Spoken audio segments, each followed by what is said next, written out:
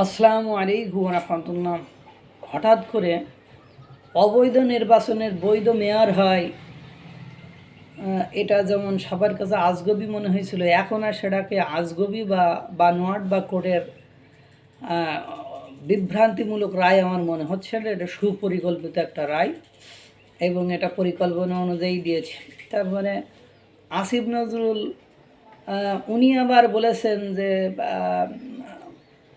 সেনাবাহিনীর প্রধানকে ইনক্লুসিভ নির্বাচনের কথা আপনাকে কে বলতে বলেছে, বা আপনি কেন ইনক্লুসিভ নির্বাচনের কথা অর্থাৎ অন্তর্ভুক্তিমূলক নির্বাচনের কথা আপনি কেন বলবেন। অর্থাৎ এরপরে পিনাকি ভট্টাচার্য অর্থাৎ পিনাক বিন শোয়েব আবদুল্লাহ সে আবার ওই বলছে যে উপদেষ্টার উপপ্রধান উপদেষ্টা তারেক রহমানকে করার এবং ডক্টর মোহাম্মদ ইউনুসকে 3.5-4 বছর অ্যাটলিস্ট ক্ষমতায় থাকার কথা বলেছে। ওদিকে আবার সার্ভিস আলম সে আবার বলেছে যে আমার মানে স্টেটসম্যান ডক্টর মোহাম্মদ ইউনুসকে নির্বাচিত সরকারের প্রধানমন্ত্রী হিসাবে 5 বছরের জন্য পাওয়ার আকাঙ্ক্ষা সারা জীবন থেকে যাবে।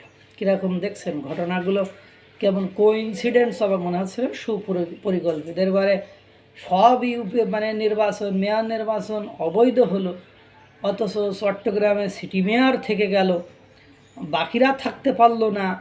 তাদের নামে মামলা থাক আর না থাক, বাকিরা কিন্তু মেয়র থাকতে পারলো না। এ একটা ব্যাপার আপনারা খেয়াল করেছেন। এখন ঘটনা হলো এরপরে দেখা যায় প্রধান উপদেষ্টা, তারপরে মানে বন বিষয়ক উপদেষ্টা, আইন উপদেষ্টা, মানে তারপরে কী যেন শিক্ষা উপদেষ্টা,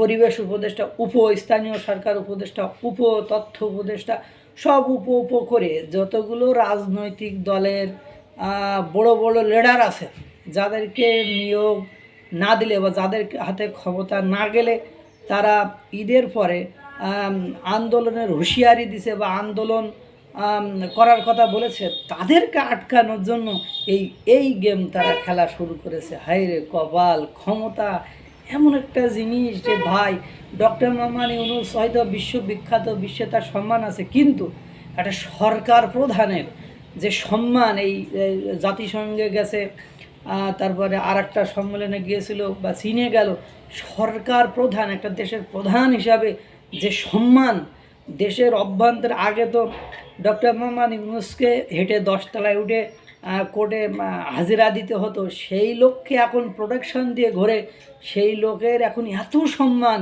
একটা দেশের প্রধান হওয়ার যে সম্মান, এই সম্মানের লোভ হয়তো বা ডক্টর মোহাম্মদ ইউনুসের দাঁতে ধরে গিয়েছে। এই জন্য এখন পিনাকি পরামর্শ দিতে সব করে ফেলো। আল্লাহ তাআলা সকলকে ভালো রাখুক, সুস্থ রাখুক, এবং খেলা যে কোন দিকে যাবে এখন এটা বোঝা যাচ্ছে না। আসসালামু আলাইকুম ওয়া রাহমাতুল্লাহ।